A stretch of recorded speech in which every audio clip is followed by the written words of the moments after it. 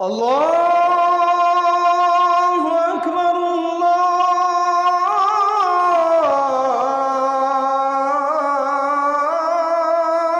আকবার। মোহতারাম, প্রতিদিনে করার মতো সহজ কিছু আমল বলে দেন, যে আমলগুলো করলে আল্লাহর রহম পাওয়া যাবে এবং জান্নাতে যেতে পারবো। সুবহানাল্লাহ। তো প্রতিদিনের কিছু সহজ আমল আপনাদেরকে আমি বলবো, এখন খুব মনোযোগ দিয়ে শুনবেন ইনশাআল্লাহ প্রত্যেকেই। এক নম্বর হচ্ছে ইন্নাস সালাতা কানাত আলাল মুমিনিনা কিতাবাম মাওকুতা। প্রত্যেকটা দিন নামাজ নিয়মিত আদায় করেন, 5 ওয়াক্ত নামাজ। আউয়ালু মা ইউহাসাবু বিহিল আবদু ইয়াউমাল কিয়ামাতিস সালাহ। কিয়ামতের ময়দানে প্রথম হিসাবই হচ্ছে নামাজের হিসাব। সুতরাং নামাজ যার ঠিক আছে তার সব ঠিক আছে, যার নামাজ ঠিক নাই তার কিচ্ছু ঠিক নাই। নামাজটা যত্ন সহকারে আদায় করবেন ইনশাআল্লাহ, প্রত্যেকেই যত্ন সহকারে নামাজ আদায় করবেন। এটা গেল একটা। ওয়ারাজুলুন কলবুহু মুআল্লাকুন ফিল মাসাজিদ। দেখেন, যারা ফজরের নামাজ আদায় করে, জোহরের নামাজ, আসরের নামাজ, মানে এক নামাজের পরে আরেকটা নামাজের জন্য অপেক্ষমান থাকে যে কখন আবার আজান দেবে, আবার মসজিদে যাব।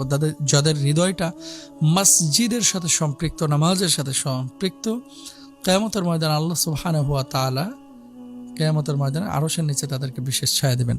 সুতরাং যার নামাজ ঠিক আছে তার সব ঠিক আছে, যার নামাজ ঠিক নাই তার কিচ্ছু ঠিক নাই। আপনি হায়াতে বারাকা চান, জীবনে বারাকা চান, নামাজ লাগবেই ভাই। 1 নম্বর গেল। এবার আসেন 2 নম্বর, কি আমল করবেন প্রতিদিন আমল বেশি বেশি ইস্তেগফার করবেন। যখনই ফ্রি থাকবেন আস্তাগফিরুল্লাহ আস্তাগফিরুল্লাহ আস্তাগফিরুল্লাহ এভাবে পড়বেন। আল্লাহ নবী সাল্লাল্লাহু আলাইহি ওয়াসাল্লাম বলছেন, ওয়াল্লাহি লা আস্তাগফিরুল্লাহ ওয়া আতুবু ইলাইহি আকসারা মিন 70 মাররাতান। আল্লাহর নামে হলফ করে নবীজি বলছেন যে আমি প্রতিদিন 70 বারের বেশি তওবা করি। বলুন তো, নবীজির জীবনে কোনো গুনাহ ছিল? কোনো গুনাহ ছিল না, অথচ তিনি 70 বারের বেশি তওবা করছেন গুনাহ না থাকা সত্ত্বেও। তাহলে আমাদের জীবনে যে গুনাহে পরিপূর্ণ, আমাদের তওবা করা উচিত কতবার বলুন তো? আমরা আস্তাগফিরুল্লাহ আল্লাযী লা ইলাহা ইল্লা হুয়াল হাইয়ুল কাইয়ুম বেশি বেশি পড়ব। আস্তাগফিরুল্লাহ আস্তাগফিরুল্লাহ আস্তাগফিরুল্লাহ। যারা সাইয়্যিদুল ইস্তিগফার পড়েন তারাও সাইয়্যিদুল ইস্তিগফার বেশি বেশি পড়বেন। আল্লাহুম্মা আনতা রাব্বি লা ইলাহা ইল্লা আনতা খলাকতানি ওয়া আনা আবদুকা ওয়া আনা আলা আহদিকা ওয়া ওয়া'দিকা মাসতাতা'তু আউযু বিকা মিন শাররি মা সানা'তু ওয়া আবু'ু লাকা বিনি'মাতিকা আলাইয়া ওয়া আবু'ু বিযামবি ফাগফিরলি ফাইন্নাহু লা ইয়াগফিরুয যুনুবা ইল্লা আনতা।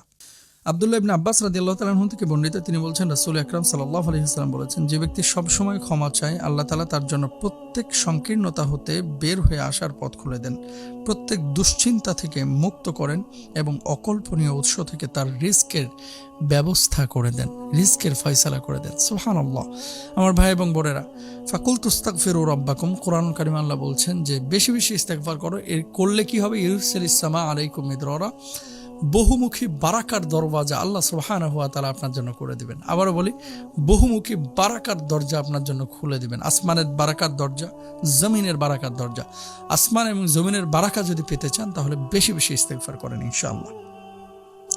প্রতিদিন বেশি বেশি দরুদ শরীফ পড়বেন। 3 নম্বর আমল, আল্লাহুম্মা সাল্লি আলা মুহাম্মদ ওয়া আলা আলি মুহাম্মদ সাল্লাল্লাহু আলাইহি ওয়াসাল্লাম। যে কোনো দরুদ শরীফ আপনি পারেন সেটাই পড়বেন ইনশাআল্লাহ। আল্লাহ রাসূল সাল্লাল্লাহু আলাইহি ওয়াসাল্লাম বলছেন, যে ব্যক্তি আমার জন্য একবার দরুদ পড়বে, আল্লাহ তাআলা তার উপরে 10 বার রহমত বর্ষণ করবেন। সুবহানাল্লাহ। একবার দরুদ নবীজির নামে পড়বেন, 10 বার রহমত আমার আল্লাহ সুবহানাহু ওয়া তাআলা আপনার উপরে বর্ষণ করবেন। আর কি লাগে ভাই জীবনে? সুবহানাল্লাহ। তাহলে 3 নাম্বার গেল। এরপরে 4 নাম্বার হচ্ছে প্রতিদিনের আমল, কোরআন তেলাওয়াত বেশি বেশি করবেন। আফজালুল ইবাদাতি তিলাওয়াতুল কোরআন। যে নফল ইবাদতগুলোর মধ্যে উত্তম ইবাদত হচ্ছে কোরআন তেলাওয়াত করা। তো যে যত বেশি কোরআন তেলাওয়াত করবে তার হায়াতে বারাকা তত বেশি আসবে ইনশাআল্লাহ। তেলাওয়াত যদি করতে না পারেন, হেডফোন লাগায় শোনেন ইনশাআল্লাহ। তারপর আল্লাহর জিকির বেশি বেশি করবেন। আল্লাযীনা ইয়াযকুরুনাল্লাহা কিয়ামান ওয়া কুউদান ওয়া আলা জুনুবিহিম ওয়া ইয়াতাফাক্কারুনা ফি খালকিস সামাওয়াতি ওয়াল আরদ। বেশি বেশি আল্লাহর জিকির করেন, আল্লাহ সুবহানাহু ওয়া তাআলা আপনাকে বারাকা দিবেন ইনশাআল্লাহ। এবং আল্লাহ সুবহানাহু ওয়া তাআলা আপনার হায়াতের মধ্যে এমন শান্তি দিবেন যে প্রশান্তি অন্য কেউ ফিল করবে না, অনুভব করবে না। আসুন আমরা চেষ্টা করি ইনশাআল্লাহ।